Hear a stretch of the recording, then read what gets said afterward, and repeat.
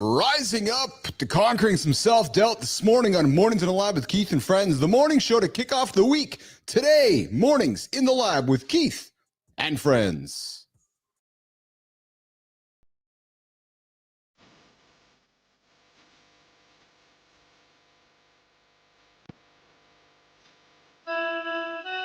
Welcome to Mornings in the Lab where accused when something negative comes up. Building muscle and peace, blood flow.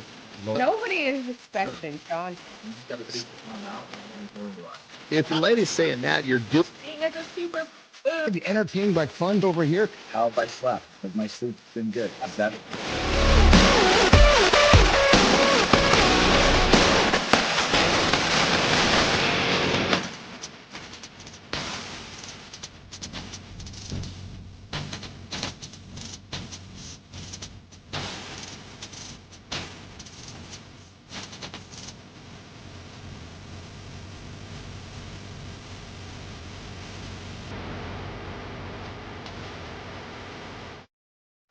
Hey, good morning. We're back. We're back on the Monday loop the day after Superbowl. You got the boss, you got the handsome chief, you got the man behind the mic. Oh, yeah, that's me. I'm Keith Billis. I'm the host of Mornings in the Lab with Keith and Friends. I got my buddy John Anderson over there, delicately waking his way into the lab this morning. We got Marty, Christopher Martin, see Marty Fit, the boy from Maryland, the boy wonder, upstaging Kendrick Lamar yesterday in the Super Bowl. We got Marty joining us here this morning in the lab. We got producer Jimmy on the buttons.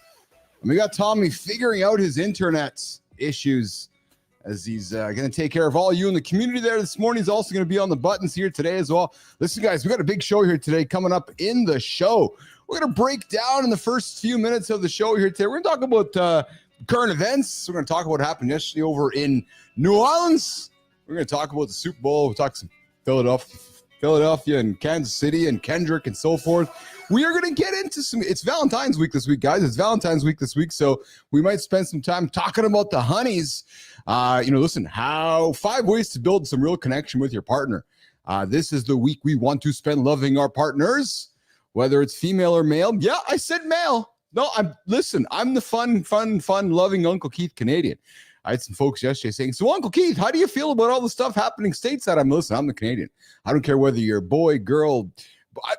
I don't care. You come hang out with us here in the lab. We like to have good times, good conversations. We're all about helping you guys get up, get your ass out of bed, and hit those big, audacious goals based on accountability and just good, healthy lifestyle habits. I stopped a habit years ago, more importantly, even about less than a year ago, which changed my life. Good morning, Jeremy Cunningham. Good to have you here this morning. Yes, another loop getting after. Listen, guys, Jeremy gets it. Jeremy knows that the loop never ends. It's just a never-ending cycle of life. We live boring,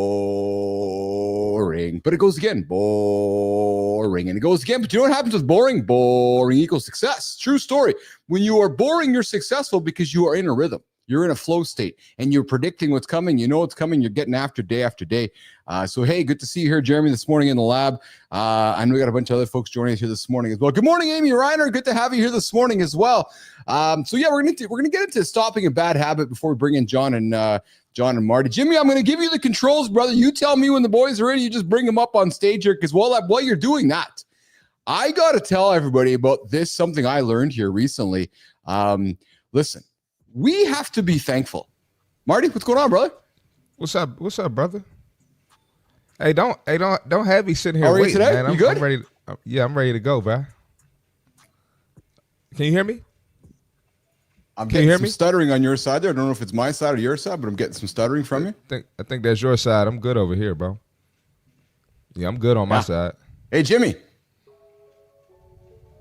All right. Is it my side or your side? That's your side. There's Johnny coming in. We got Johnny coming in as well here in the lab here this morning, which is good to go. All right. Let's keep it rocking and rolling here, Marty. Yeah, can you hear me? How are you today, pal? I'm good. How are you? I can hear you loud and clear. Yeah, how are you? Yeah, okay. I can hear you loud and clear. I'm going to do something here while we're talking. Let's get into the Super Bowl yesterday, pal. What side of the fence were you on yesterday? I wanted the Eagles to win, so that was good, man. Yeah? Yeah. Did you get my text? Did you guys get my text? I did. Yeah. Oh yeah, I got you. And I Okay, hit you good. back here this morning. Okay, good. I was burning to get here. I didn't Yeah, check I hit you my back here. So I how wanna are you make guys sure. this morning? How's everybody this morning? Good. We're good, man. We're Kicking good. ass, baby. Kicking ass. We got clearly having some technical issues. Hey, Keith, I think you need to check your side, man. I think you got to check your side. I can hear Marty fine. I can hear both of you guys fine actually at this moment. Yeah, that's good. That's good. It's just a little bit of textual interference this morning here. That's all right. One of the motors on the wings of the airplane decided to choke up a little bit, so we got to refart it back up. That's You all. guys keep getting after it. Yes, sir. So Johnny, how you you're doing, a big Philly dog? guy. You were a Philly guy, yeah. Well, then that played right in your favor, huh? Well, I'm not a Philly guy. I'm a Commanders fan. You know, Philly beat us before the Super Bowl, but I just didn't want to see the Chiefs get a three-peat. Why? How come? But I want to see something different, man. And I'm not ready for Tom Brady to not be the GOAT anymore, man. I don't want Pat Mahomes to take that over. I'm a Tom Brady guy, so I kind of, I would have been a little upset. But well, there's no question Mahomes has the possibility to over. He's only been in the league 7 years, and he's been in the Super Bowl 5 of 7. Yeah, he's gonna get it, man. He's gonna get it. I'm just not ready yet. But the game was boring. I didn't want to see a blowout either. Yeah, I was hoping for a little back and forth, and that's the thing with when it comes down to it. I can say I don't really give a shit who wins any football game. I just want it to be a good game. That's it. That's all I wanted to see. Yep. Yeah, that was funny enough. That was the first football game I've watched in entirety since the last Super Bowl. Johnny watched the whole game? I did. And I wouldn't have watched John, the whole game if Terry wasn't recovering from that surgery. I wouldn't have watched it, but she was not moving from the couch, so I just stayed with her. Look, I was ready for you to get on here and be like, listen, I'm not watching the freaking game, man. I got shit to do. I was ready for you to come on there and say that. And normally that's the case. But, what it comes down to is she, like I said, she had a shoulder surgery on Saturday morning. So. Oh, yeah. How would that go? At 7 a.m., right? It actually went really well. Like I said, it was our neighbor who actually performed the surgery, which was really cool. So. Yeah. Oh, well, that's really cool. Yeah. And so he literally came over to the house yesterday morning to check on her. How's everything going? It's like a doctor call. But she was. They had to drill holes in some of her bones. They had to put some anchors in there because the tear was so bad. And that was her. It was her. Was it her knee or her shoulder? Shoulder. Okay. Got you. Yeah. What is it? It's spinous. Oh fuck! It's that muscle up in the shoulder. It's a really thin origin, and it wraps out like this. Okay. I'm having a brain fart. What it is? But dude, all of this was just completely. There was just like one little finger holding on. Oh my God. It was just crab meat in there. So they had What happened? Was it from years? Was it from years? It was a dirt bike crash. Oh. Yeah. She went down pretty hard. So. But anyway, they had to, and I've been there. I've had a couple of surgeries. They have to drill holes in your bones. That's the shit that hurts, dude. Bone pain is a whole different story. It's just like someone's got a blowtorch, in there. It's like it burns. So check this out. What they did was, listen to this. What they did was they gave her like they went inside and found the nerve, and they basically turned the nerve off. I don't know how they do it. It's like when it's like an epidural when women have pregnancy, they can just turn off so you can't feel anything. Yeah. So her hand was completely numb, like her whole arm. So I get her home, right, and I get her in. She's all. We have these beds where they kind of tip up, almost like where you can lean up so you can sit up. So we got her position all set up before we went to the hospital. So we got back. What we did was put her in there, and then we had a little TV tray I could put on there for her, so I could put her drink and her computer, right? And so I come back and check on her. I go out and take care of some business. I go back and check on her, and I realize that she's got her pinky finger that is jammed in between the computer and like the little holder where you pick up the tray, but she can't feel it, right? Has no idea it's in there. So I was like, oh goodness, I'd stay calm. Dude, I pulled the computer, I pulled her finger out, dude, it had two of the deepest dents in either side of the finger because she couldn't feel a thing. She kept jamming her drink in there, which was shoving her finger through that little hole. So her finger's all bruised up, black and blue. Poor thing, man. I know, dude. I know. But anyway, so to answer your question, the reason I didn't say exactly what you thought I was going to say is because, she was down for the day and I was just kind of by her side. I was on my phone still handling some business, but for the most part, the whole world unplugs, dude, when Super Bowl's on. Yeah. Oh, yeah, for sure. Everybody is taking off, man. Literally everybody.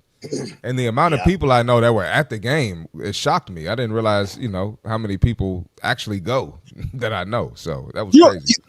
Average price point was just under $6,000 for a ticket yesterday's game, eh? Wow. Yeah, people were out there, man. Yeah. Good morning, Johnny. Good morning, Nation. Young Uncle Keith back here. A little technical difficulties. Had the boys taking over for me this morning. It's funny, man. I get on here and everything's rolling fine, and then all of a sudden Marty talks and sounds like a robot. I'm like, is it me or is it you? And everything.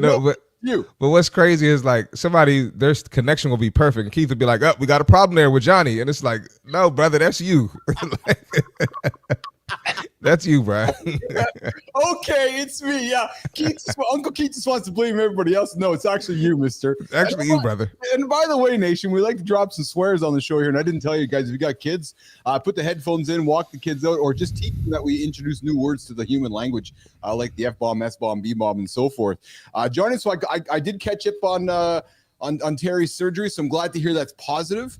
And she's on her road to recovery. When is she going to be able to get back onto the bike, brother? Oh, dude, this is like a long one. This is like this surgery is one of those ones that, it's going to be fucking months and months. I don't know for sure, but I would say that the doctor was like, look, you're going to have to be careful. He even took me aside and said, look, he's our neighbor. So he speaks very candidly. He's like, I know that you guys push the limits, in what you do. He says, but realize with this surgery, there's only so much you can push it or it'll rip right apart and we'll have to do it again. Jeez. So I like your neighbor. Yes, John. Yes, Terry. I know you guys like to push your limits. But I'm going to have to ask you to dial it back a little bit and not go motorbiking with your children when you're 74 years old. What do you mean? I'm 73. I'm going motorcycling one day. Well, and that's it. Most people, like he's in his 40s, and he looks at us and like, holy shit, these guys, they're going, and so it's just that. But the way I see it is that shit's the shit that keeps you young. There you go. Good morning. Exactly. I'm with you. Good morning, Adam Horn. Good to see you crushing at the gym this morning. Matt Wilkinson, I'm here, brother. I'm here. I'm here. Adam Sandler is here as well. Babylon, yes. Good to see you guys. Hey, listen, I discovered something, John and Marty, this weekend, which thankfully, actually, and I think, boys, Johnny, I think you guys are going to be quite excited about the news I'm going to share with you guys. Thank God that many, many years ago, technology limitations, as they were building alarm clocks with mechanical gears. Thank God they could not get past 9 minutes. You guys are, what the hell are you talking about, Billis? When they were making the first alarm clocks, the gear structures to make alarm clocks maxed out at 9 minutes. Hence, the snooze button started at 9 minutes. And ever since that moment, 100 years ago, manufacturers of clocks and alarm clocks have all stuck to the 9 minute paradigm. Could you imagine if they actually could have gone to 10, 12, 15? Like, society would have been massively fucked right up had we had 15-minute snooze buttons, 13-minute snooze buttons, 20-minute snooze buttons. As it is, if somebody snoozes 9 minutes a day for a whole year, that's before my time, brother. You're 2.5 days behind the other dude. So I don't know what you got. Isn't that crazy? I'm leaning into this big time. We are owning this conversation on the planet about snoozing. I was doing some research on it because I was like, why 9 minutes? So I did some digging in it. And it was all because as they were making the first clocks, the gears only allowed them to go to 9, not 10, 11. Like, could you imagine if it was like, okay, you got a 13-minute snooze? Like society's fucked up as it is. The fact that we give people 9 minutes to kind of go back to bed. So we're owning this, boys. We're owning this idea of 9 minutes is wrecking your life. 9 minutes? You guys are lucky you only got 9 minutes. Marty, I see you want to lead into this one. I've been on digital clock, so I can't relate. I can't relate, man. I got to sit this one out, Johnny. You do your thing, man. Marty, I'll tell you though. So your digital, so us growing up with digital clocks comes back from the olden days with the gears, right? So, like I said, you wonder why it's 9 minutes. Well, there's a reason why it's 9 minutes, and they've stuck with 9 minutes. Thankfully, they haven't pushed to 10, 12, 13. My point is that real quick, I never knew why you said 9 minutes though. I never knew that.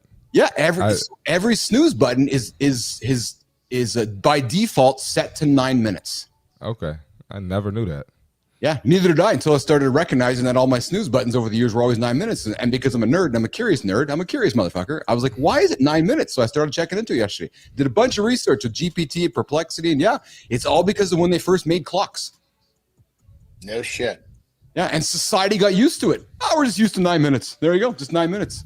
Brutal, man. Just fucking brutal.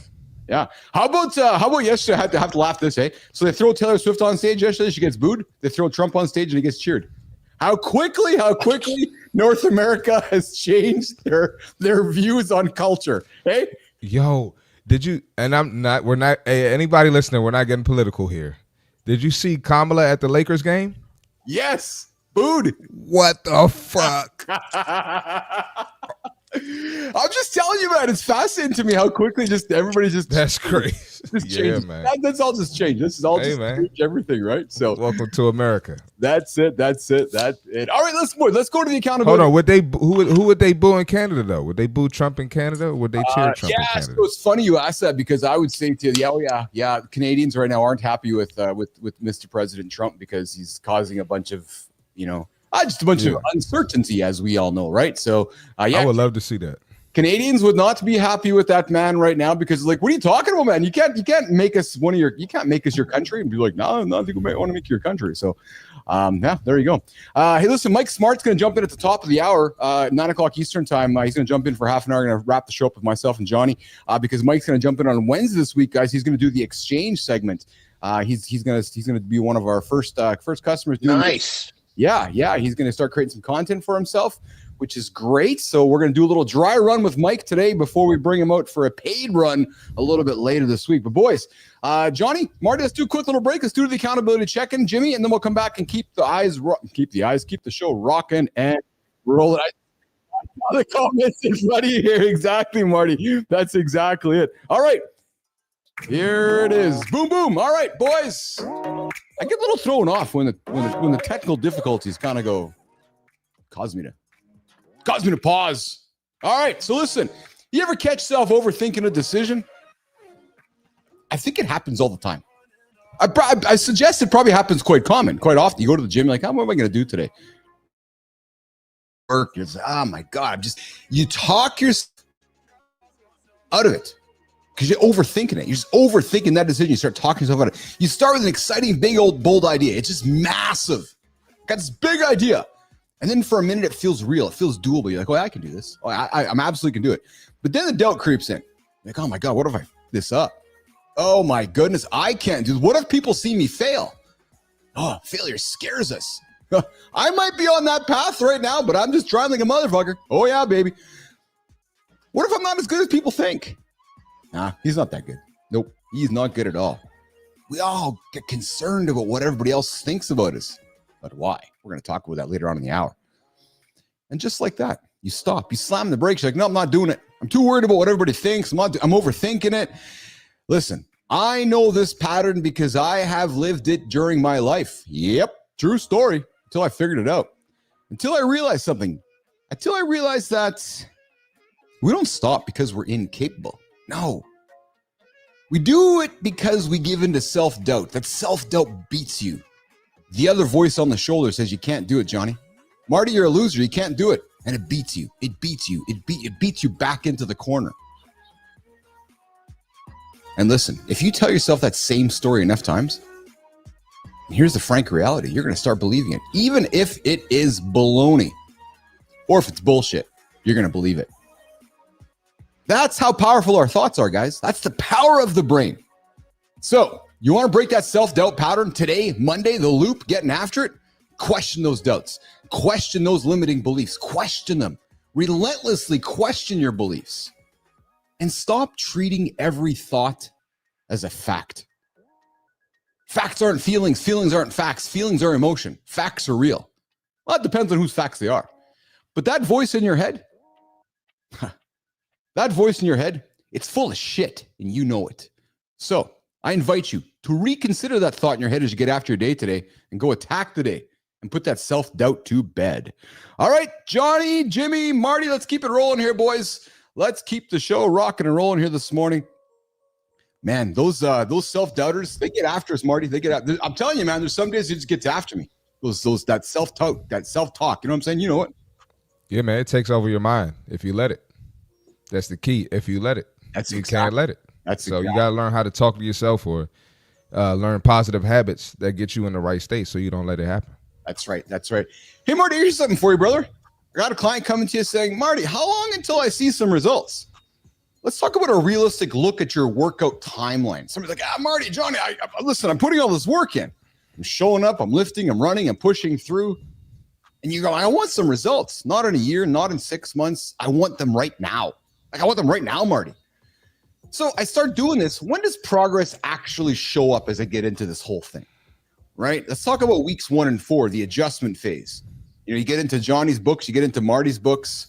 What's going to happen in these first few days, Marty and Johnny, of getting after this new lifestyle you're choosing? You're going to notice what, Marty? More energy, better focus. You're gonna notice all of that, and you got to focus on getting past the DOMS stage, the late onset of muscle soreness. You got to get past that. Yeah, that right there is that'll give you some negative thoughts that could take over your mind right there, like me and Keith just talked about. So it's going to be some positives that come in the first week. It's going to be some negatives as well. But those are probably the things you're going to have to look forward to the most. You're going to get more energy, better focus, and you're going to be sore as hell. I'm thinking your strength's going to be improving, Johnny, even if the mirror doesn't show it, right? You get after for the first few weeks, you're lifting some weights, you're going, yeah, I'm feeling stronger today. But then you're going to get into weeks 4 to 8. Let's get into the second half of this whole thing. You start to feel different. Johnny, a client calls you and says, man, I've been going after this for 4 weeks now, 5 weeks. I'm starting to feel a little better. I look into the mirror. I'm feeling better about myself. My clothes are starting to feel a little better. The weights are feeling lighter. That 135 bench that I did a few weeks ago is now feeling like I can go to 200 or 175. My endurance is up. Your body is responding. Johnny, some of the things you might notice, right? You might lift a little heavier. You might feel a little firmer. You might clothes feel a little looser.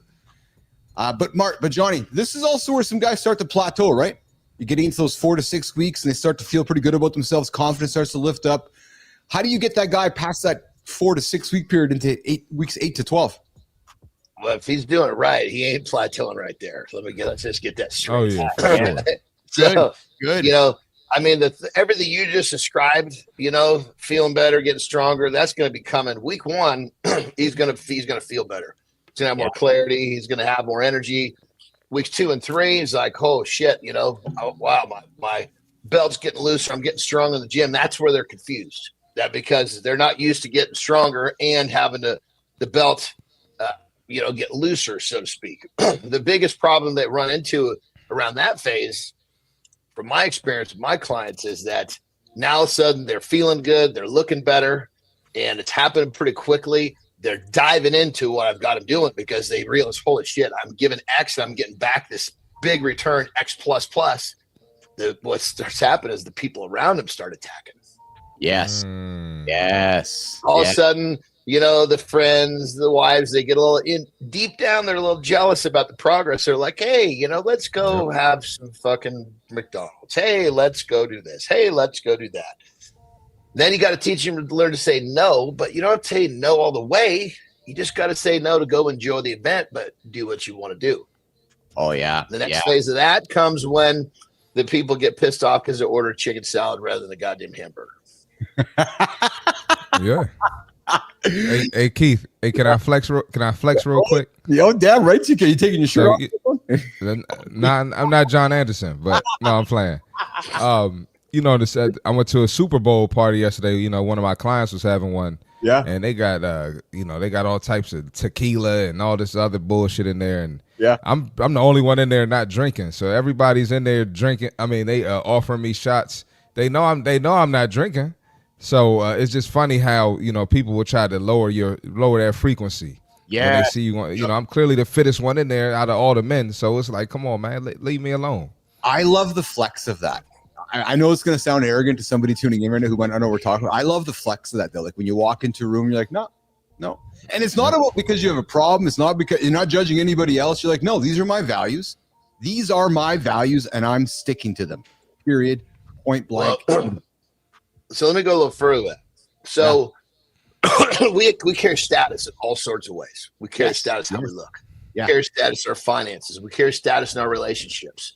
So when you go to these situations and you're the fittest one, right? And you're at the top of the food chain financially, and you got a great relationship with your wife or your girlfriend, nobody's going to say shit. They only are coming at you because they feel like they got one of those statuses a little better than you do. As soon as you own them all, they'll shut their fucking mouths. Yeah, there you go. Boys, as we continue the conversation about how long until you see some results, I got a question for both you boys after I make this point. But, you know, going beyond those 3 to 4 months when and John, you talked about it, people start noticing, you know, your muscles start being defined, your body's starting to changing, your strength is undeniable. And if you've been consistent, this is where the real shift happens. And Business Athlete Nation, Mornings Nation, the bottom line is results take time, right? They can stack up fast when you stay consistent. Strength first, then endurance, then muscle growth, then fat loss. Guys, get that strength in, right? And then focus on the endurance, and then get that muscle going, right? Get that fat loss, and it all comes together. But guys, I read something over the weekend, which I'm quite fascinated by, and I got a question for both you guys. And John, and maybe more specifically to start with you. You got some men coming in that are having some massive body transformations. I've seen some of the images. I'm going to make some assumptions because I've read some stats and some stories about this where humans that change their bodies significantly end up having relationship problems because Yep. Joe all of a sudden is jacked and looking rock and roll and he's hard bodied, and Jill is not on the same train as Jack, and Jill is still crushing the big backs, and Joe is out there crushing the salads, and there's you know, Joe's like, he's looking good about himself, and Jill's like, oh, you got a 6-pack. And shit changes. How do you guys handle this? John, when clients come to you, or Marty, clients come to you like, man, I'm just noticing changes in my relationship because I'm not my wife or my husband's not. John, start with you. What a great question, but here's the thing. So the physical changes, yes, they cause some ripples in the pool, right? Yeah. But it's the mental changes that really fuck shit up, you know, because like when I teach someone to, I guess to summarize it, when I teach someone to be, you know, better mentally, you know, we can call it plenty of adjectives. They're just more abundant. They don't see problems, they see solutions. They don't see problems, they see opportunities. Yes. And they start to vibrate higher. And I'm not trying to get Gandhi on you, but when it comes down to it, when you're not always thinking doom and gloom, you see the world in a different space. You don't see the line to get what you want. You just see getting what you want. And so as their minds, the husband and wife or whatever the relationship is, as their minds start to separate in how they look at the world, that's the problem. It's not the physicality. The physicality is the smallest portion of the equation. It's when someone is just evolved and growing so much mentally and they see a better world than they used to. And that person that they're once with, they're not moving with them. And it's like, what happens is that the person that's not growing becomes kind of toxic. Yeah, that's what I wonder. Marty, I got to think, Marty, you've probably experienced some of those same conversations in your world too, eh? Absolutely. I deal with it all the time. And a lot of times the wife and husband will start at the same time. Like I got a guy who just started with me. His wife goes to a different trainer, but they both on their grind at the same time. But you know, I've seen breakups. I've even seen divorces because of it. Yes. And once you elevate your mental and your physical, it's hard to go backwards. So it's hard to bring someone up on your level as well. And this goes for men and women. It's just a human thing. So I've seen the worst of the worst when it comes to that. I bet we got Mike McCauley coming in, and Mike, we got to get you on the show, buddy. Jimmy, let's just do a little reminder after. We're gonna drop. Michael, drop a feed into your comments here. I want to get you back to a little revisit. Have some fun with Mike McQuillan here. He's like, there's nobody more boring than a couple that does Weight Watchers together. Oh wow! Oh, God. Well, yeah, and that's the truth right there too. When you have, I deal with all the time. I have the husband, and I'm teaching him to feed his metabolism. He's eating more. He's got more energy. His sex drive's increasing. And his wife is fucking starving herself. She's fucking crabby and cranky, fucking wiped out all the time. And they're just, on a physical level, they're just going opposite directions. I think then when I start in with the mental grooming, then it's like, holy Christ, if you fucking complain anymore, they're just like, God, she just bitches the whole time. I think a lot of times I'll say, look, let me just get her out of the gates. Let me just show her a better way. And sometimes just in a couple of weeks, I can get the wife to see the other side of the fence, and then she comes over, and now they're on the same, moving side by side. A problem I'm thinking, and Marty, we'll get to the fit tip here in a second. A problem, Johnny, that I'm suspecting happens in that world is that you get the common themes from the female, which is, well, I don't want to get bulky. I don't want to get big. I don't want to have muscles. I don't want to eat so much. Why am I eating so much? I can't eat that much. I can't eat as much as my husband, right? And I know what you're going to say, but I got to think that's the common thread, right? Which is, I don't want to get big. I don't want to get bulky. My husband's the guy who wants to get big. I need to not eat food. And you're like, no, you need to eat food. I mean, it comes down to if you've never seen, if you don't believe something exists, never seen it before, then they're talking about their own realities. But the problem is they don't get bulky; they get fat. Yeah, well, yes. Using bulky is like a term my mom used to use for me, and yours too. I was husky. I was fat. Yes. Well, and people say even lifting weights, I don't want to lift weights. I get bulky too fast. No, you don't get bulky. You get fat. You lift weights, it increases your appetite. You eat more of the shitty food you're eating, and you get fatter. That's the problem. So stop hiding behind these terms. But in their realities, that's what they believe. And if you believe something, it's really difficult for someone to see something outside of what they truly believe. Yes. All right, let's do it. Real quick before we go, I just want to add something to that too. Yesterday there was a girl there. People were like, "Oh yeah, this is my trainer." Yeah. And the girl. Some people mess up because they have their mind made up already, like the I'm bulky thing. Yes. Or I'm just not getting up in the morning to go work out before work. You got your mind made up, and the biggest one yesterday was, well, I'm not even that fat yet. When I get too fat, then I'll call you. But you never want to be in a situation where your mind is already made up and then a disaster happens and now you're trying to panic. Oh man, we got Matt Wilkinson. Yeah, I'll worry about paying my bills when I'm completely broke. That's what they're saying. Yeah. We got Matt Wilkinson coming in the funny comment. Mindset is huge. I have actual rose-colored glasses that I wear during winter to improve mindset, and I get my kids to wear them so that they can see the difference. They're amazed at how much better things look and how it lifts up their minds. That's the deal with Matt Wilkinson. I like that. All right, let's do the fit tip, boys. Let's come back. Let's have a conversation about how to conquer self-doubt and limiting beliefs. I know Marty's all about that. Johnny's all about that. I'm going to share some of my own stories. Let's come back to that in a couple of minutes here. Marty, let's get after it, brother. Yes, sir. All right, really quickly. We had the Super Bowl yesterday. We talked about it briefly. So a lot of people, you did not follow what was necessarily on your meal plan or your fitness goals, and that's okay. It happens. It's okay to enjoy yourself. I'll admit I had a couple slices of pizza yesterday. I know Johnny's going to kill me, but it's all good. But what you don't want to do is continue down that track throughout the week. So I know some of my clients, and all of a sudden people were sick this morning, so they couldn't come to the gym, but the Super Bowl was last night. They probably were hungover. So if that is you, whether you skip the gym or not, this is what you're going to do this week to get back on track. You got to make sure you stay hydrated. Get you a gallon of water, right? And if you can't finish the gallon, if you're not used to that, do half a gallon. Do 3/4 of a gallon. But now you're being intentional about your water intake, okay?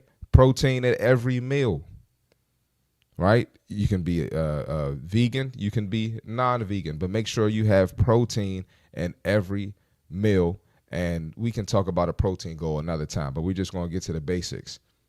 And the third thing you need to do, get your ass to the gym, right? Get back on your routine, get back to the weights, get back to the cardio, and get the blood flowing, get those muscles working, because you messed up yesterday.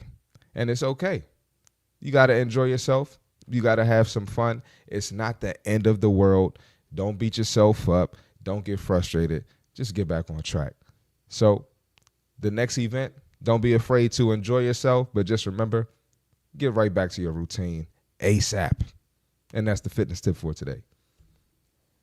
I love that tip, Marty. I was hoping you were going to drop that this morning because we know there's folks that are recovering from yesterday's fun. Man, everybody was sick this morning, Keith. Yeah. I got to think yesterday, Marty, too, as the game proceeded into oblivion, the drinking increased it. Because you're like, if you're a Chiefs fan, you're like, oh, fuck, it's going into halftime. I might as well just kill it now because there's no game to watch, right? So yeah, yesterday I saw, we're going to take a shot every time they score a touchdown. The Eagles got like 50 points.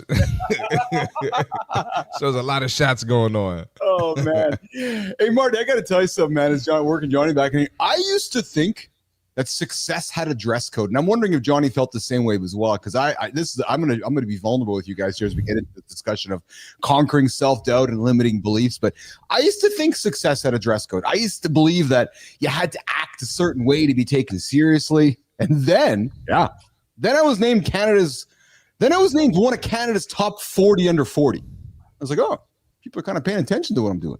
And then I sold ICUC. And then peers began to notice what I was doing. And then some reporters started reaching out to ask me some questions. And then business was going up. And I'm like, hey, I'm actually pretty good at this whole thing. And John, Marty, what it taught me during that journey of life for me as I was going through my late 30s into my 40s, it taught me several things that I live with to this day. It taught me that my value was really about my results, not my appearance. And Marty, it kind of comes back to conversation you and I had last week about, do I cut my hair? Do I have tattoos? Once I cut my hair. And I realized during my journey, and Johnny, I'm looking to you, brother, as well, that I realized that my authenticity was my greatest asset. And the moment that I stopped trying to fit in was the moment that my beliefs went aside, my limiting beliefs went aside, and I stood out. The right people respected me for what I built, not for how I looked. The right people respected me for the results that I was delivering, not for something that I said. And the question I want to ask all of you guys listening right now, especially you, Marty, especially you, Johnny, is you've gone on your journey. And Marty, let's start with you, brother, as the youngster, as Johnny would say. What limiting beliefs have you had in your journey that have held you back, that you've had to stop and go, wait a minute. No, this is me and I like who I am. And this is going to be the rule that I'm going to follow. Because limiting beliefs hold us back. They absolutely hold us back. Marty, let's start with you, brother. I mean, I got a few, but I'll try to keep it brief. Yeah. First was basketball. Playing with coaches that try to change certain ways about me or change my game. Yeah. And it didn't fit me, and I was much better when I was myself and play like myself. And then moving on to the professional world, people would always say to me, you sure you want to be a trainer? That's what you want to do? And it's like, you don't even like what you do, but training always helped me feel alive. I built great connections. I'm helping people. You get those texts where people are like, "Oh my God, you changed my life." Da, da, da, da, da. And I wanted to stick with it, and I've stuck with it, and it's probably the best decision I've ever made. Even relationships, hey, I don't want to date this girl anymore. Her friends calling me like, "Hey, you're supposed to be with her." No, I ain't supposed to be doing shit. I'm not happy here. I don't want to be here. So, just pretty much. You got to do what's best for you and what you feel is right in your heart. John, when did the light go on for you where you recognized that what you were doing was the right thing, not what everybody else was telling you? Like there was one moment that, I know, you've told the story, we've been hanging out for over a year, but there's people tuning in. Like, what was that one light bulb moment where you're like, holy shit, I'm actually good at this my way, not the way that society wants me to tell how to do it? Well, I got forced out of the society box really early on. You know what I mean? I was trying to fit in that son of a bitch, but it just didn't work. And so I don't know. I think when it came down to it, I adapted the fact that, hey, doing it their way doesn't work for me. You know, I tried and I tried really hard. And if I want to keep my head above water, I gotta figure out my way. And my way, it sometimes was, you know, going home like early on, and you know, was going home on Friday afternoon to start my fucking homework when I got home. When other kids were doing it on Sunday evening, if I started my homework on Sunday evening, it was a prayer I was getting done. So anyway, point of being is that I learned early on that my way was the best way. And then once I got a little older, I realized that I had zero intention of getting a job. I realized, okay, the way all of you guys are choosing to live your lives, I got no judgment on you, but I'm not doing it. I've been doing it my own way from the jump. And so when it comes to dress, going back to the actual topic, I dress the way that I want to because I can. I don't need you to look at me and say, oh, you know, you judge me on what I do, not how I, you know, a tie, you know what a tie is? It's a fucking leash. When you put a fucking tie on, that means the guy above you knows you're conforming, you know? Uh-oh. No, I mean, think about it. Think about it. How many fucking people, there's certain things you got to do to have that job. Well, fucking A. My job is the certain things I got to do with my jobs. I got to do what the fuck I want to do. I find this conversation somewhat fascinating this morning because of what we saw last night. And what I mean by that is we saw an artistic display last night by Kendrick. It was art. I don't care what, it was art. And it was creativity at its finest. It was anti-corporate at its finest. And you know, those out of there was judgment happening everywhere. And I just find it fascinating because I've worked in corporate. I've been judged by the way that I look, the way that I speak, the way that I dress. And I got to say, Johnny, like, you know, I what's worked for me was leaning into myself, but it took a long time, boys. Like, it was my late 30s. So I know, Johnny, you were fortunate to happen younger for you. Marty, like, you know, at your age right now, I was not you at your age. I was still figuring shit. I was still feeling judged. I was still believing that my beliefs were wrong who I was. It wasn't until, like I said, I was in my mid 30s there where I was starting to be recognized for the results that I was delivering professionally, where I started feeling better about my own self-confidence, guys. I'm being really honest with you guys about the whole thing, right? And I was like, oh, okay, right. Well, you know that we hear people talk about imposter syndrome. Yes. Like how that's a bad thing. Yeah. Here's the thing. I embrace imposter syndrome because I don't feel it. That means I'm not fucking moving ahead really fucking fast. Yeah. You know what? I can't disagree with you there, pal. I can't. And I've had imposter syndrome my whole fucking life and I love it. Why? Yeah. Because I'm looking at the people around me going, you fuckers have been doing this for a decade. I've only been here for 18 months. Yeah. Yeah. Interesting. Marty, that's how it was with all of what with my strength career. Remember the first fucking international show, the hotel I showed up, and it was in Canada, actually, Quebec City. Yeah. And I've been fucking competing for like 9 months, and all of a sudden I walk in and there's all these dudes that I've been watching on TV for the last fucking decade. And I'm like, holy Christ, I haven't been doing this a fucking year. Of course you're feeling like you're a imposter because, you know, but that's okay. And same thing with wrestling, bodybuilding. My third ever bodybuilding contest was a pro debut, right? Guys go 10 years trying to win their pro card and sometimes never do it. But the point in being is that if I'm not feeling like I've got imposter syndrome, it's because I'm fucking slacking. I'm not moving ahead fast enough. Yeah. Well, boys, get this. Science says up to 80% of our thoughts are negative. And listen, we've been talking about it all day. Right? Guaranteed. 100%. Guaranteed. And 95% of those thoughts, you guys, they're just repeats from the day before. You're like, oh yeah, and I'll be the first person to admit it. I was on my run this morning, boys, doubting myself every fucking step for the first few minutes. I had to run myself. John, you talk yourself in. So as I was running this morning, I was running myself away from my anxiety. Yep, running away from it and battling my thoughts on my shoulders. Just battling it. But by the time my run was over, I was ahead of it. Dr. Simone Boyer. Let me ask something real quick. Yeah. That's called acting your way into positivity. There you go. So when those negative thoughts consume you, you have to literally do some type of action to turn them into positive. And I was doing it, Marty. I kept running. That's it. So because I'm sorry to keep jumping in here too, but God damn it. If you wake up and you do the same thing that allows those negative thoughts to hold on, you're going to fucking live that loop. That's why when I call it a loop, because every day I'm trying to create a better loop. Yes. Part of why I actually hand write my shit out every morning is because that goes, and it's proven, it goes into your subconscious when you hand write shit. Yeah. Yep. So Dr. Simone, And if you can reprogram those 80,000 thoughts to be more positive than negative, you have literally just changed your reality. yes. Yep. Well, so doctor explains, Johnny, that this pattern starts in childhood, and it's easy to believe that, right? Our brains learn self-criticism early. We internalize, yeah, brother, that's the world I lived in. yeah, we internalize failure, and then over time, Marty, that voice becomes part of the script we live by. Those stories we tell ourselves, right? But here's the truth: your thoughts, and I mean, notice your thoughts aren't your facts. So why are we so hard on ourselves? The world constantly reminds us that we should, there's the key word, boys, we should be better. You should work harder. You should get in better shape. You should be more successful. And it's an impossible standard that feeds this self-doubt. The reality is you got to stop shooting on yourself. And here's what you need to know, boys. That voice in your head isn't telling you the truth. It's just repeating an old, unhelpful story, and it's time to change it. And here's how to do it. Name it.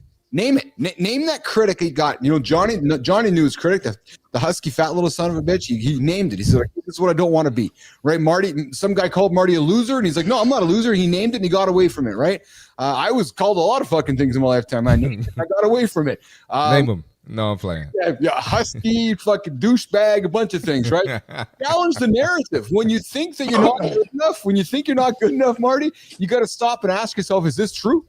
Yep. Where's the proof? Where is the proof? Where is it? Because most of the time there isn't any. And then 3, you got to talk to yourself like a coach, not a critic. And we talked about this last week. You're not talking to your clients like a jerk. So why do you talk to yourself like a jerk, right?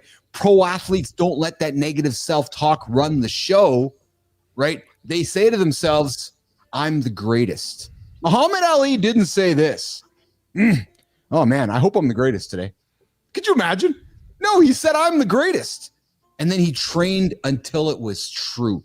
And I think that's really what it comes down to, boys. And then 4, you got to keep a record of your wins. Keep a scorecard. Start the W drawer, right? And then 5, treat yourself like a friend. We talked about it last week as well. You're not going to talk to your friends negatively. Why do you talk to yourself negatively? And then 6, you got to visualize that success. I know when Johnny was going down his journey, he knew success was in front of him. Marty, myself, I know that success for us is we're in SoFi Stadium in the future. I can see it in my head, right? Science shows that when you see yourself succeeding, your brain starts wiring for it. Your thoughts, they shape your action. Neuroplasticity, baby.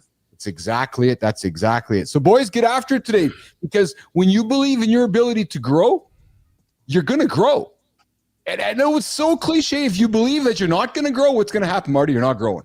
So, you got to get after it and have that belief that you are going to win, because if you believe you're winning will happen naturally. All right. You got it, Rick Clody, whether you think you can or you think you can't, you're right. As Henry Ford would say. We got my Fit Presenter here. I have a stack of positive affirmation flashcards that I read every morning. I love that, Fit Presenter. And then Rick comes back with Success Takes Time. Keith Billis, Coach Vic Fangio, DC for the Eagles' first NFL season was 86. He just won his first Super Bowl in 2025. 38 years. Oh, wow. That's defensive coordinator for the Canadians. Getting after it. Thanks, Marty. Thank you. Yeah. All right, let's go, Johnny. Let's do the lifestyle tip. Come on, man. BC. Come back and keep Come on, get the hell out of here. Let's go. This piece of advice literally changed my life. It works for me, and it will probably work for you too. So hear what I got to say. If you snooze yourself, you're going to lose yourself, which means don't hit the goddamn snooze button.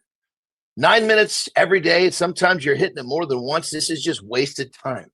You're starting your day with a nap. What happened to all the shit you had planned to get up and do the night before? What happened to that feeling like you were going to crush the day? Well, you're not going to do it by hitting the snooze. Don't use the snooze, because if you snooze yourself, you are going to lose yourself. If you snooze yourself, you're not going to believe in yourself. And what you need to do to get what you want, you got to believe. And the one person that's got to believe in you is you. So remember, you snooze yourself, you're going to lose yourself. Bring off the snooze theme this morning. I love it, brother. I love it. I love it. I love it. And you know, he wanted to say if you snooze, you lose, but Johnny he's above that kind of cliche, so he wasn't going to drop that one this morning.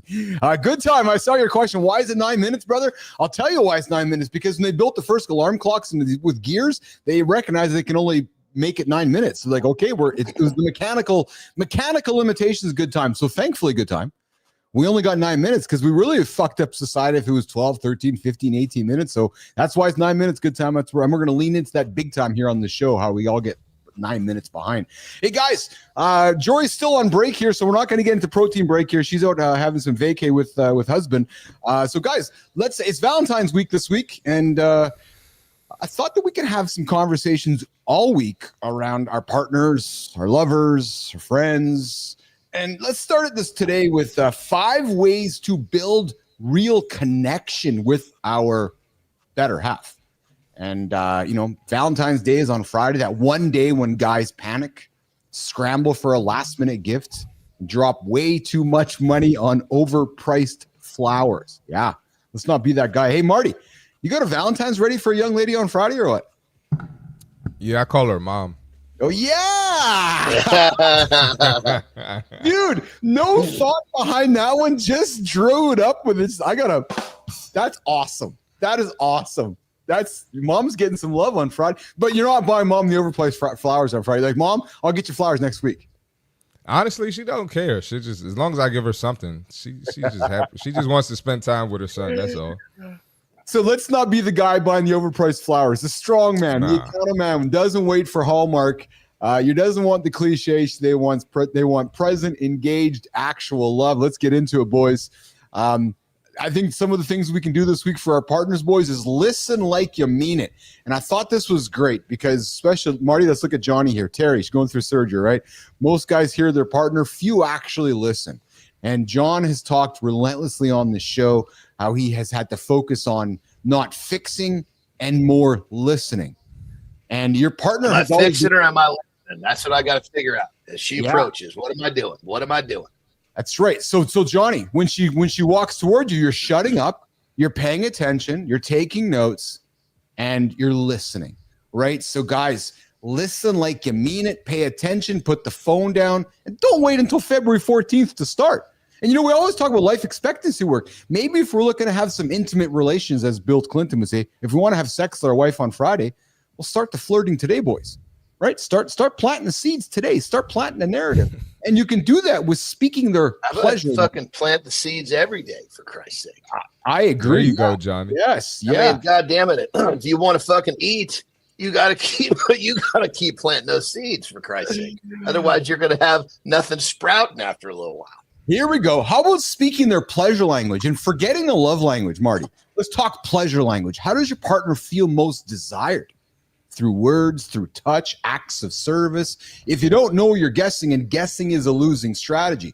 Watch their body language. Pay attention to their reactions. And if you're unsure, we hear Johnny all the time. Ask. Have the conversation. It's if I don't know, as soon as she gets the first pause of what you're saying, am I listening or am I fixing? That's it. She'll give me a quick fucking nod and a wink, and I know exactly what to do. Then, boys, listen up. This is the key. If she says, I want you to listen, this is how you make sure that she knows you're listening. You ask fucking questions. Don't make statements when she's talking. That's fixing. Ask questions, goddammit. If she says, blah, blah, blah, blah, blah, blah, blah. Okay, so when you say blah, blah, blah, do you mean this? Yes. He's fucking downloading what I'm saying. Yes. Oh, that's gold, man. And open-ended questions, Johnny. You're asking her to give more detail. And how many times I know exactly what the fuck she's saying, but I'll ask for more detail because now she gets past the fact that he's just not just sitting there. He's actually wants to know more. This is why I think as we get older, men, we need to be even more curious than we were yesterday. Because the more curious you are, the closer you're going to be to your partners, your lover, your friends, everybody. Because if you're curious, you're open. If you're curious, you're asking questions. If you're curious, you're listening. And when you're listening, what's happening? You're connecting with the other person that's talking to you. And it's powerful, man. Be curious with your partner. Make connection a daily habit. One big Valentine's dinner doesn't make up for a year of neglect. No, real connection happens in the small moments. Tapping your wife on the ass, sending a nice little text message, going for a run, doing something. But if you want to be a high performer in your relationship, you got to show up consistently, not just when the calendar tells you. And Marty, this is why I really struggle with days like Valentine's Day and Christmas, these created events on the calendar, because I know I'm the kind of human that doesn't like to be told what to do. And I'm thinking Johnny's the same way. Marty, I'm thinking you're the same way too. So when the calendar tells me what to do, it bugs me, because I'm like, well, no, I want to love my wife 365 days a year. Why does the world need to tell me to go buy expensive flowers on one day of the week? It drives me absolutely nuts. Right. So just make this a regular habit. Right. And then planning a night that actually matters. Skip the generic overpriced steakhouse. Do something that proves you were thinking about them. Maybe it's a quiet night with their favorite movie. And boys, Marty, effort. Effort is what counts, not the price tags. And I think often we get too caught up in the price tag, not the effort. And then the last one, guys, is dropping the ego. Get more vulnerable. Again, I'm going to look to Johnny here. Strong men know how to say, here's what I need. What do you need? And Johnny talks about it all the time. And you guys, if you watched the Super Bowl last night, the winning coach, what did he do on the broadcast yesterday? He cried. Yeah, true story. He showed emotion. He actually showed emotion to his wife, and then he showed emotion to his players. A grown man who just won the biggest sporting event in his life cried on TV. Marty, like, dude, that's just powerful stuff, man. Like, there's no, I'm Vince Lombardi tough guy. He's like, no, fuck, I just went through a battle and I have emotion and I am going to show it. And you know what that for me, Marty, is? It's dropping his ego and letting his vulnerability shine through and letting himself be human. So when I go back to this, your partner isn't a mind reader, and neither are you. If you want real intimacy, stop pretending you've got it all figured out and have the conversation. And you know, I'm going to keep beating up on Johnny here, but what's working, what's not? He talks all the time. Look at his feed. He talks about it on the show. Him and Terry are constantly talking. What do you like? What don't you? And then listen, I'll say it right in front of Johnny. I know it's not all fucking roses and rainbows behind their doors. It's not perfect 24/7, but I'm suspecting the reality is they're always trying to have a conversation to figure it out. Right, Johnny? Yes, and 100%. And the thing about it is, I have taken the responsibility on myself of responding rather than reacting.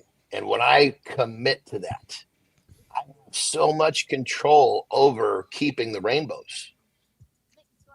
Yes. Yes. You know, it's like behind closed doors can get fucking nasty because people start to react. They'll respond in public because they don't want to make it. They don't want to show who they really are. Well, who are you behind those fucking closed doors? Yeah. Are you only nice to your mate when people can see, or when no one can see? You know, it's like that guy that does the work when nobody's looking. Well, that guy that treats his relationship behind closed doors the way he does when the door's open. You know, so just remember, we as individuals have more control over our relationships than we give ourselves credit for. And I don't mean control in a bad way. I mean control to keep things on the up and up. 100%. Absolutely. And you got to ask yourself, right? What's working? What's not? What do you need more of? What do you need less of? And guys, I remind you with this, right? Again, we saw it last night. And that's why I wanted to bring it up. Vulnerability is not a weakness. It is leadership. Guys, your relationship is like your business, like your fitness, like anything that matters. You're going to get out of it what you put into it. And if you put a lot into it, leaders pull their pants down first. It's true. 100%. And don't wait for the holiday to remind you to care. Show up, pay attention daily, put in the work daily. And it's hard, right, Johnny? It's hard, man. It's absolutely hard. But the things that pay off in life are hard, right? So get after it. You know how to do it. Show up for your partner. Spend the little things as we go through this week of working towards Valentine's Day on Friday. 5 ways to build real connection with your partner. All right, that's wrapping up our first hour of the show here. I know we got Mike Smart here joining us here in a few moments. Marty, what's going on in the agenda today as you head over to the gym in a few moments? I know it's going to be a quiet day for you, I'm thinking. Yeah, the old guy's gonna be like, "You saw that game last night?" As soon as I get in, it's gonna be fucking hilarious, man. And I'm suspecting there's a bunch of dudes that have no idea what to talk about either, right? Probably not. Probably not. I'm pretty sure they don't. But I'm going to talk. I'm going to talk to them though. You know. Well, you know, there's a lot of times, Marty, they just want to talk to you. They're just looking to have a conversation. Yeah, Yep, that's it. That's exactly it. That's it. Yeah, they just want to have a conversation, right? And Marty, that's part of your role as the trainer, right? And Johnny, is the trainer. It's that vulnerability. They just want somebody to talk to, help them get through that moment, and that's really what that person's looking for at the time, right? Yeah. Well, general manager here, but yeah, you're right. Mm-hmm. Yeah, yeah. They want to hear from the boss, right? Exactly. Yep. They boss. Exactly. Yep. All right, well, listen, we wrap it up first hour. Mornings in the Lab with Keith and Friends. Johnny's going to take a quick pee break. We're going to walk Marty out. I'm going to reset the show here. We got Mike Smart joining us here for the next 30 minutes. What up, Mike? We're going to get to Community Corner. We're going to get to Creator Spotlight. And we got a few other conversations I want to throw on the table here this morning as well. The first hour here, my tech didn't work for the first few minutes, so John and Marty brought me in, which was great. We got into accountability check-in. Ever catching yourself overthinking things, guys? Overthinking things is a killer. I know there's times I overthink things. Like, wait a minute, I just got to pause and put it aside and start from the beginning. And I talked a little bit about stopping this bad habit. The bad habit of snoozing. We kicked off the show with the snooze button 9 minutes on purpose, and we're going to keep owning that topic around the snooze and why it's 9 minutes and how we can beat the guy ahead of us. Listen, if you're hitting the snooze every day for a year, you're 2.5 days behind. 2.5 days behind, Marty. That's got to catch up, man. Got to catch up. Days behind if you're hitting the snooze button nonstop. All right, well, listen, Jimmy, let's bring in Mike Smart. Let's bring him in. We talked about I used to think about success. You're gonna give me a pinch, brother. So you're gonna give me a pinch. Yeah, you got to dismiss us, man. Come on, Keith. Yeah, that's right. Yeah. So Marty, you get out of here. Thank you, man. What's up, brother? What's up, Mike? Hey, I ain't know Mike was coming through today, man. Yeah, it came together last minute last night there, Marty. So it was a quick pull together here. So Mike's joining us. All right, Mike, I'm gonna catch you another time, brother. Sounds good, man. Have a good one. Yeah, you too. All right, Marty's getting out of here. Mike Smart is joining us in the lab this morning. What's going on, Mr. Smart? I didn't hit the snooze button, but I wanted to. Oh, yeah. Can you believe, like, have you ever sat back and asked yourself how many times you've hit the snooze button in your lifetime? I'm thinking I've hit thousands of times. Like, you think about all the minutes and hours we've left and lost behind because we've caught an extra 9 minutes of sleep. Eh? Yeah, I haven't actually hit the snooze button in almost a decade now, but back when I used to work all the time, I would hit the snooze button. Yeah. It's because you're sleeping, it's just so easy to do, right? So that snooze button's is yes, and Lauren's coming in with the snooze button's my favorite part of the day. It's funny, Mike, because last night it was Lauren was like, "Hey, baby," I'm like, "Yeah, make sure I get up at 5 this morning." I'm all right. So, Mike, what did I do? Good old husband. Walked on over, woke my lovely bride. At what time, Mike? 5 o'clock. Yeah, went on downstairs for the run. And what time did I hear my lovely wife get up? Not at 5 o'clock. Oh no, I think the snooze button was hit a couple times. So I'm thinking the snooze button got hit 2 or 3 times, which got her out of bed. Maybe it was 9:18, 9:27. Whatever. I'm sorry, 9. It was 5:18 or 5:20, whatever it was. So that's a funny thing going on there. And good time is like, yes, rainy days are for snooze buttons. Hey, Mike, I wanted to ask you something we talked about earlier on in the show here, which is something that I believed for a long time. And I want to ask you this thing as well, which is I believed for the longest of time that I needed to look a certain way. I needed to act a certain way. I needed to dress a certain way so that people would respect me, would respect me for what I had to say and what I had to do. As you've gone through life, Mike, what kind of limiting beliefs have held you back because you believed what others thought of you instead of what you wanted to think of yourself? I mean, that's a tough one because, like, insecurities of past mistakes, just being an aggressive dude and then thinking that I can't go on to write, positive children's books or, it's like I don't want to be the face of Bucket Buddies because it's an adorable, fun-loving brand. And for me, I'm like, I say fuck every 3 words and, I don't present myself in a way that's like, a stay-at-home mom type deal. So those type of things still resonate with me, of like insecurities of, do I fit the picture of what I'm trying to project? But in the same sense, it's like the fact that I have gone through such a hard life and have dealt with all the rough things that I've dealt with is the reason why I want to project this positivity into the world. And so it's kind of like a superpower, you know, and not so much like fitting the mold, because there's 1,000 basic, you know, stay-at-home mom type structured people out there that are all cheery, happy-go-lucky, and that are just projecting the same message over and over again. And for me, it's like I'm way out the box, and so I just take advantage of the fact that I don't fit in. So what I've thought about you as we were coming into today's conversation, and I want to relate you to perhaps Johnny and even me a little bit, is that when I look to you and talk to you and getting to know you, I'm thinking from your point of view that there's a lot of men out there that can relate to who you are, but don't know it yet because they don't have a Mike Smart to look up to. And what I mean by that, and John, you and I've talked before, Mike's a beast. Mike's gone through his journey in life, and now Mike's building his business. He's raising his single dad, raising his children and so forth. But what I got to think, Johnny, is that there's not a lot of guys in Mike's shoes that have someone to look up to like Mike. So from my perspective, Mike, a guy like yourself is in some ways kind of a duty, for lack of a better term, for you to step up to be your authentic self, because there are guys out there that are looking for a Mike Smart. Do you follow me, Mike? Yeah, no, I understand that completely. Like doing the whole Web3 thing back when it was just fresh and, you know, it didn't really exist, starting a crypto payments company and everything. Like there was no YouTube channels to learn from. And if I had somebody like myself, I would have been able to move a lot quicker and feel more comfortable. You know, and that's just the business side of things. But for the insecurity side of things, like, oh, I'm not good enough because I'm an asshole type of thing.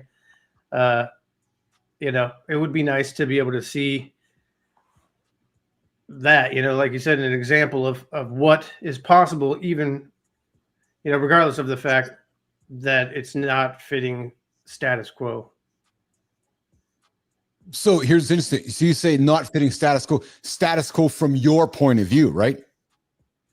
Yeah, like, I mean, button up and freaking, you know, everything symmetrical. No, you know, no facial scars, broken noses, you know, just like these preppy looking, you know, industry folks that just fit the mold, that are trained for media and all that shit. Like, I'm not that guy. So Johnny, I'm looking to you, brother. You hear Mike? You've met Mike before. You know, Mike is self-described rough around the edges. You know, he's loving that, but I'm sensing a hint of imposter syndrome, a hint of insecurity with that, and I mean that with love and much vulnerability, Mike, because you're sharing it with us. John, talk to Mike as if he's your client and you're hearing him, and, you know, talk to Mike as if you're AJ, and give Mike some things that you've learned in your journey, which could be reassuring, reinvigorating, reconfirming for Mike that he's on the. Well, I mean, here's the thing, brother.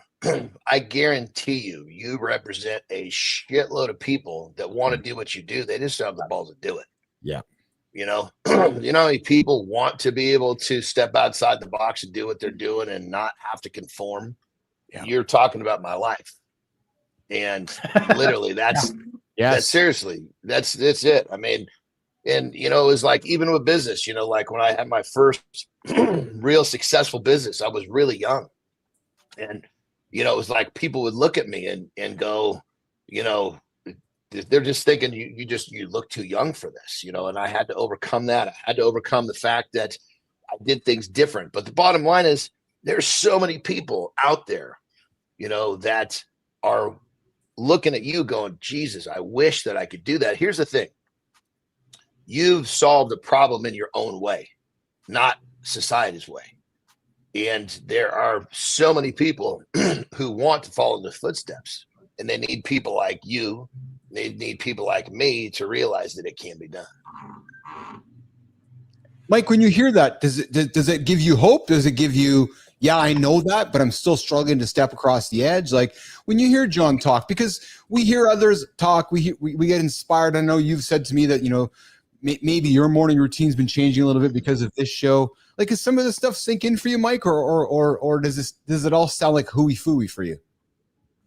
I mean, it makes sense. And something Mike Tyson said, stands out to me that, when he remembers that he's nobody, his ego kind of goes to the side. But when he thinks he's, the greatest fighter in the world, that's when issues come up. And for me, like, I've busted my ass doing the things that I've done, the previous businesses that I've had and failed, and hundreds of people in my communities that just went straight mutiny and left because of the fact that I leaned into those insecurities and became the person I was insecure about being, rather than trying to become the person that I wanted to be, regardless of the insecurities and the issues in my personality, I guess. So yeah, it makes sense. And I definitely, I don't look up to my dad, and I don't really have any male figures in my life that I do look up to. So it's important for me to have a community of people like you guys who, it's like, you don't, this type of stuff you talk about sometimes definitely doesn't fit the mold. And, I feel like I fit in here, and being able to fit in as an oblong is a unique experience for me, Yeah. Well, brother, check this out on that level real quick, brother. Just, we live in this time now where you can surround yourself, obviously, just like this. You're talking about this community here. It's online. They don't have to live next door. Yes. You can fill your mind with with all of the right shit by finding the right people to listen to. We say we're the average of the 5 people that have the most input into our brains. Well, you can create that 5. Mike, I wonder, you said something that strikes me, and you said, I don't have a male figure or a father to look up to. What I have learned in my journey is working really hard at looking into my own mirror at myself. Right. And accepting who I am, accepting my faults, accepting what I'm good at, what I'm bad at, but looking in my own mirror, right? As well as looking at friends like Johnny and Marty and guys like yourself. But, I was reminded of it last week by my wife. When I was kind of going through some shit, she's like, look in your own mirror. I'm like, yeah, you're right. I look in my own mirror. Right. And sometimes and I think that's where we have to start. Right. And I agree with you, which is, we need to find ourselves a community of friends, compatriots, and, people to communicate with. If we can find a way to start with our own mirror, I think we can find a way to accept that responsibility ourselves instead of put it upon somebody else. You know what I mean? Absolutely. And I kind of look at those things as a reflection of oneself. Like, yes, I looking through my father's eyes type of deal, like, yes. Whether my dad was the best example of a man or not, it's an example is an example. And sometimes an example of what not to be is equally as positive as an example of what to be. It's so much easier to learn what not to do than what to do. Oh, brother. Yeah. Yeah. Like, that looked like it hurt. I'm not going to do that, instead of, I wonder if I could do that as well as he did that, Yes. Yeah. Well, and I think it's also accepting somewhere in our journey of life. And I know, John, you and I've talked about this privately, but it's accepting in our journey of life somewhere, which is recognizing that our fathers or our father figures, they were trying. They may not be good at it. They weren't the best at it, but in their own mind, they were probably trying. Right. And a lot of times they're symptomatic of how they were raised. So it's just kind of shit coming down the pipe. That's exactly right. I know that's in my world. My dad's folks were divorced, Johnny. So back in the 40s and 30s, when that wasn't a frequent thing. So my dad was raised without a dad. So we all, like you said, that they don't know what they don't know. Right. So, and somewhere along the way, we got to break the cycle, Mike. Right. Yeah, absolutely. And one saving grace that I have in life, regardless of what I think about myself, is the constant positive feedback from my daughter saying, like, you're my favorite person. You're the coolest person. Like, I love you so much. You're the best dad in the world. And it's like, of course I instantly am like, yeah, well, you probably haven't met many other dads, but in the same sense, like, I know I do the best I can. And I bust my ass to be a good dad. And my kids are smart, responsible. They get themselves up and get ready. I never have to tell them, hurry up. They're always out of the house on time. And that is a reflection of myself. And so I can take that confidence, through them. I can say, okay, I'm doing the best that I can as a man, and not just I'm doing the best I can and still being a sucker, but doing the best I can and doing a damn good job. Well, you said you probably meet other dads, right? Well, what are those kids doing? Those other dads that may have you may look in a different light. Are their kids self-sufficient like yours? I bet not. No, not most of them. The principals are like thanking me. Thank you for letting us have your kids here because they've been homeschooled. Yep. So they're like, it's a breath of fresh air because they're respectful. You know, they want to learn. So. Well, and it's wonderful how our kids, in many ways, can help us conquer our self-doubt, and how our kids could help remove those limiting beliefs, right? So when your child is coming to you, Mike and Johnny and Keith, and saying, you know, reaffirming things to us, you know, it's essentially removing those limiting beliefs that we have going on in our head. Because when your daughter is saying to you, Mike, you're a great dad, like, oh yeah, okay, she's saying that I'm a good dad. I must be doing something right. Yeah, and those little moments where it's like they don't have to speak to you, but you know, and you're vibing with them because you're paying attention. And when you look at a lot of these other kids, it's like their free time, they're on their phone, or, you know, when they talk about their parents, it's not usually like super positive. It's, you know, my parents are strict, blah, blah, blah. But my kids enjoy the fact that I'm strict, you know, and one of my daughters loves the fact that she has boundaries, and she sees her other friends who are, you know, dumpy and negative all the time and don't present themselves well. And she's like, she gets to do whatever she wants, and she's a piece of shit. So, I mean, I'm glad that I have rules and stuff. So, Mike, talk about that. I talk about that with us. Talk about boundaries and rules and being a saint. Courage to set boundaries, to set those rules and then uphold them with your daughters. Well, I mean, for the most part, you know, there's a lot of reverse psychology, like putting the ball in their court, making sure that the things that are good for them, that they want to do, come secondary to the things that are good for them that they have to do. And, you know, so like when they'll be, my one daughter's obsessed with reading, and I'll make it a problem, you know, like, I know you're not reading again. You better do this, that, and the other thing, you know? Like, yeah. And so she's like, she's just itching to get back to reading all the time because I always stop her and make her do other things. Like, because the mind always goes to what we're not supposed to do. The mind goes to the problem first. That's the way our minds are programmed. So you make it. That's so beautiful, brother. It's pretty hilarious. They love to read. They're addicted. Like my one daughter read 100 books last year, and she's always joining these competitions in the library. Yeah, it's like 10 books a month or something like that. It's insane. And she's coming home with stacks of books that she can't even carry. And I'm like, you're going to read all those? Like, yeah. It's like, okay, whatever. Do you when you say, you know, your kids respect you and like the fact that you give them boundaries and you're strict on them, do they know the opposite of that from their own friends? Yeah, absolutely. I mean, there's, like I said, there's a neighbor kid over here that she just her mom lets her do whatever she wants. I see her out here like 2-3 o'clock in the morning at a 13-year-old girl just hammered, stumbling across the sidewalk, like just cussing, and her mom's coming back from the bar all the time late at night. And it's just zero regulations. Dad's in jail, that type of stuff. So they get to that's see the hardest part, is to keep your kids away from that influence. That's the challenge. That was the hardest part I remember as a father. Talk about that, John. Go ahead. What's that? John, talk about that. So when you say what was the hardest part? I want to learn more about that. What do you mean? Well, because you know, when they're in, you know, middle school is when it really started to have the separation, because the kids that didn't have much guidance, then they had a lot less guidance. And keep in mind, kids at that age, they don't really understand the difference between themselves like we do. We can look at what their home lives are. We can look at what rules they have or what they don't have. Yeah. And you can literally see how, you know, and it's a generalization, but you can see how the kids that don't have, like what Mike's talking about, you know, this poor 13-year-old that's out 2 a.m. fucked up. Where's her? She's heading down a path that's probably not going to give her the life that she wants. So I had to look at the kids that were influencing my children and realize that in school, there's only so much I can do, but outside school, I can put roadblocks in between them and the kids that can get inside the, you know, because at that age, that's cool.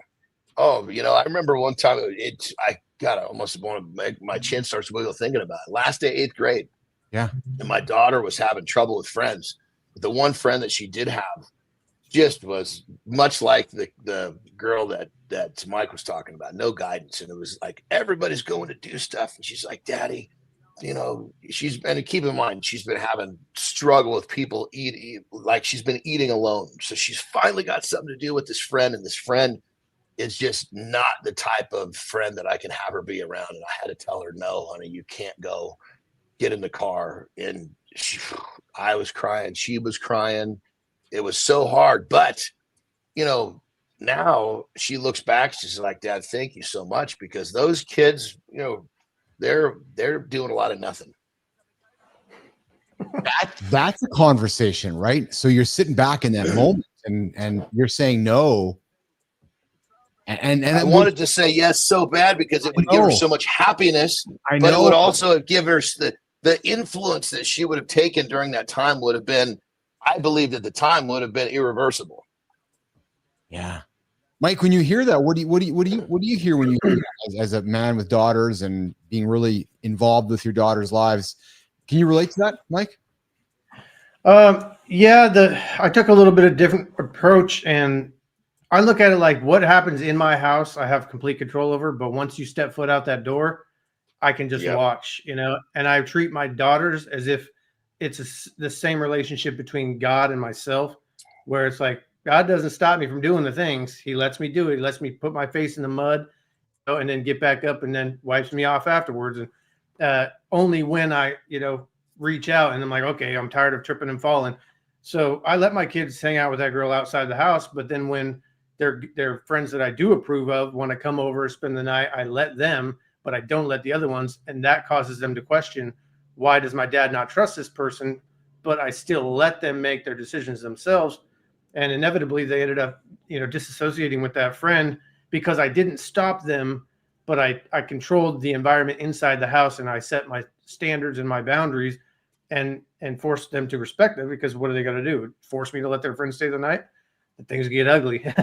But, you know, so that's basically it. I let them go and take the leash off, if you will, and just let them be themselves. Because the more I control, like if you try to control something, it fights back. If you try to chase something, it runs away. And the last thing that I ever want in my life is for my children to want to run away from me in any way, especially my rule and law that is, you know, not to control or abuse them, but to help mold them and shape them. And that's going to have to be a choice of theirs, not a choice of mine. Yeah. Yeah. So good. Hey, Keith, real quick, I got to go at 25. Just to give you a heads up. I don't think I told you. We're gonna walk out of here actually, and then Mike and I will do the creator spotlight here. We got a good time coming in with. I'm the CEO of my house, and Mike, it sounds like you're very much that same mindset. Johnny, you the same thing, right? Which is my house, my rules. Here's how it works, right? Yeah, and when you're the way, you know, granted, when you're part of the team, as I used to call it, which basically when you follow the rules, there was a lot of benefits. So, you know, there was a lot of reasons to want to be a part of the team versus if you weren't going to be a part of the team, the benefits weren't the same. And so it was easy for them to make the proper choices. Well, that's an interesting way of putting it, John. I never thought about it that way, right? But you're part of the team. Here's all the benefits. The team is all going in this direction. These are the rules that we play by. This is the playbook that we play with. Here's all the benefits. And I play by the same rules. I play by the rules too. Yeah, it's not just me telling. I don't just tell the team. I lead the team by example. And then alternatively, if you don't want to play in this playbook, here's going to be the consequences of not being in the playbook. Yep. It's a powerful message. Yeah, you want the bonus? You want the bonus? Follow the rules. If you don't want the bonus, you could still be a part of the team, but you're not getting the bonus at the end of the quarter if you didn't follow the rules. Yeah. Oh yeah. There was never a threat of no parenting. There was never a threat of you pretty much what you said, Mike. There was never like okay, you know, your life stops. You just don't get all this really cool shit that comes along with, you know, my way of saying the rules was the team. That's a really good way of putting it, Johnny. I never thought about it that way, but that's a really good way of putting it. So, all right, well, listen, we're gonna get John out of here. It's the 25-minute mark of the show here. John's gonna get out of here. Mike's gonna stick around with me. Jimmy, we're gonna do the Creator Spotlight Community Corner before we wrap up here with Mike Smart, Keith Billis, John Anderson, Christopher Martin, see Marty Fit Mornings and Live with Keith Friends. The only morning show, 8 o'clock Eastern time, right here on YouTube, X, and LinkedIn. Johnny, what do you got going on today, brother? let's wrap it up with you, pal. Well, I've got kicking ass early, and then Terry was literally awake most of the night. You know, the pain medicine that she's on to keep her wasn't letting her sleep. So I'm going to be kicking ass till she wakes up, and then once she wakes up, I'll kind of understand what the day is going to hold, because it's about these next couple of days are going to be rough for her. So hopefully things will go nice and smooth, and we can have a nice connecting afternoon like we normally do. But Beautiful. I guess we'll find out shortly. All right, pal. Well, listen, I appreciate you. I enjoyed the conversation this morning. You enjoy your day with Terry. Mike, any final words for Johnny? Good luck, man. I wish you the best, and hopefully, cleaning the house isn't too hard on you. Definitely not a role I'm used. Definitely not a role I'm used to, for sure. So, all right, Johnny, you get out of here, pal. You can take care of that lovely bride. We'll see you in less than 24 hours. Okay, brother? You got it. Mike, keep kicking ass, my brother. Thanks, man. Take it easy. All right, Have a Johnny good look, Anderson. everyone. Johnny Anderson's going to get out of here. He's going to go do some house cleaning. Hey, Mike, can you imagine Johnny just getting down there and just scrubbing the floors? Just going hard at it and dusting. I could see him giving the sock mop, just throwing the towel on the floor and rubbing it with his foot, the dad way. Yeah, but I can't see him getting the pledge and doing the dusting, picking up the ornaments in the house and doing all the delicate dusting. Johnny doesn't strike me as a delicate duster. No, you? Yeah, that's why I have kids, man. They do the dusting. Oh, so that's the real reason, humans, why we have our children, to put the kids to work. That's how we teach them work ethics, pal? Yeah, it's old school AI, bro. It's automating workflow.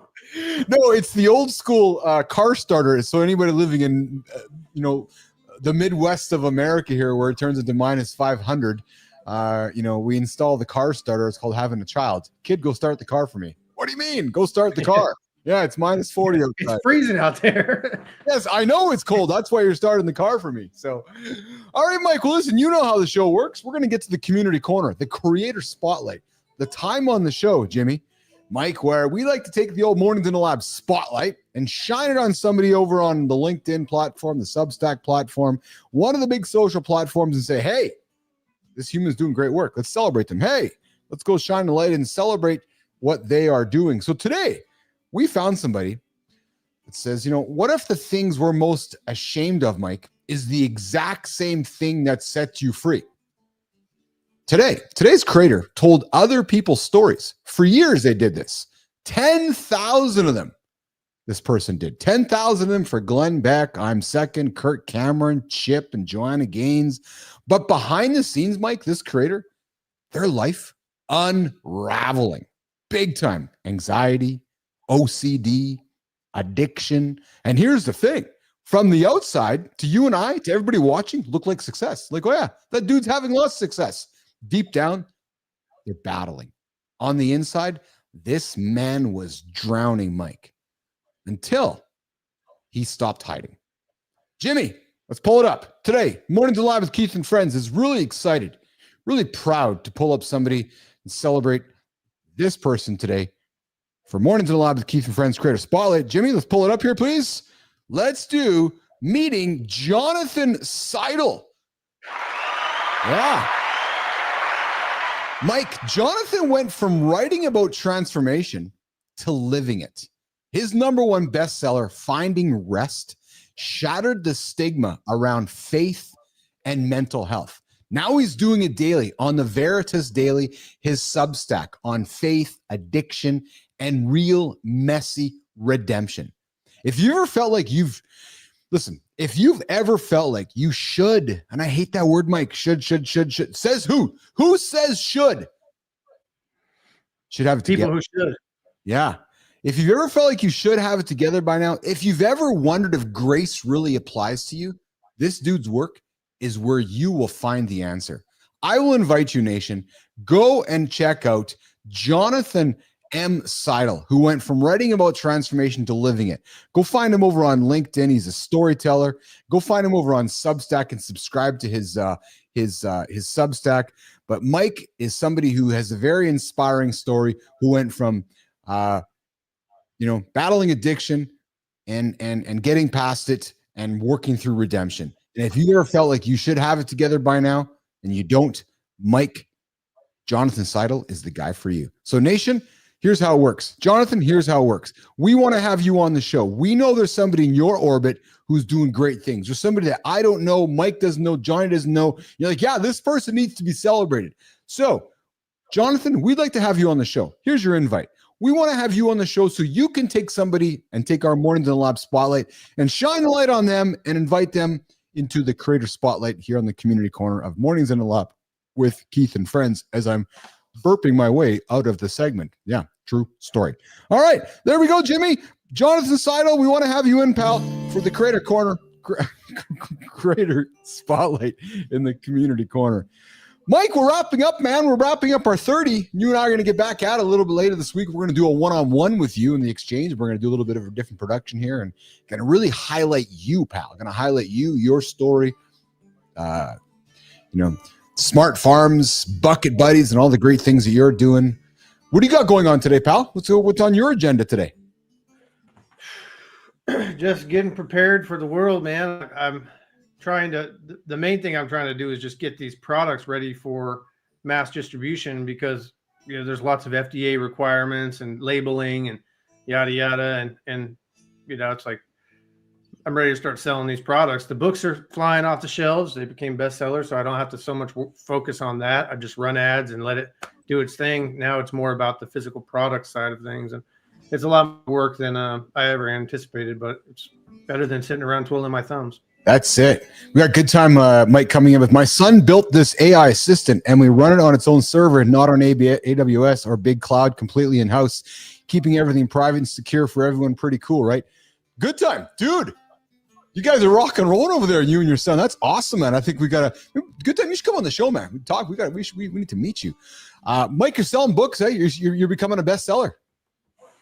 Yeah, I got 4 out of 5 of my books became bestseller on Amazon, the top 100 children's books. So how did you do that? How did you do that? I just massively, marketed them. I ran press releases and I'm running ads on all the books. I'm doing podcasts and Twitter spaces with author communities. Yeah. I'm just staying on it, How much is the book? How much the book cost? $14.99. They're all just $14.99 across the board. Yeah. How did you arrive at that price point?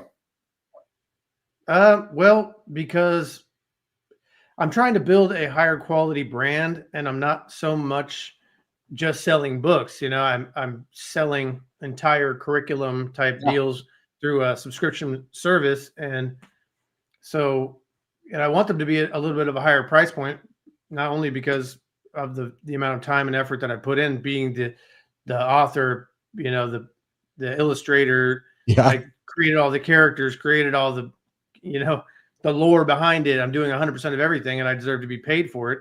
And I don't care if people buy them or not, because I'm giving a lot away and they're in the libraries now. They're in 13 different libraries in South Dakota. And so it's like, you can get it for free or you can get them for $15. But if you buy them from me, you're buying them to support the cartoon series and all of the other philanthropic things that I do with the brand. And at the end of the day, this is going to be like a Veggie Tales or Trolls type brand. And you got to be comfortable with paying a premium price for the amount of work that's going into the brand. It's not just a book. It's a lot of books and a lot of things, Oh, I love it. Mike Smart joining me on Morning in the Lab with Keith and Friends. Mike with a massive vision, Smart Farms, Bucket Buddies. Dude, I love the vision you got coming together here. So we're going to keep learning from Mike. We're going to get Mike back on the show later this week to keep creating content with Mike. And then I'm expecting you're going to see much more of Mike's content flying through the feed as we create making content with Mike Smart. But Jimmy, let's wrap it up, man. It's time to go. It's time to go to work. It's time to go and get the second half of my lift in today. And got a bunch of stuff on the agenda to get through today, Mr. Smart. Dude, I appreciate you joining me here in the lab this morning. Yeah, thanks for having me. Look forward to keeping it rock and rolling. I'll chat with you a little bit later on the day today. I'll come knock on your door. Sounds like a plan. On behalf of Christopher Martin, the boy from Maryland, on behalf of John Anderson, on behalf of producer Jimmy and Tommy on the buttons, you got me. I'm Keith Billis. On behalf of Good Time, on behalf of Adam Holroyd, Lauren, Rick Clody, man, Amy Reiner, Joe Fontana, Bunch of folks showing up here today. I appreciate all of you guys. Appreciate all of you guys hanging out, supporting us as we're looking to build the biggest morning show for men here. Mornings Alive with Keith Friends. 8 o'clock Eastern time, LinkedIn, X, YouTube. We're just getting started, boys. We're going from the clubs to the concert halls to the arenas and all the way to SoFi Stadium.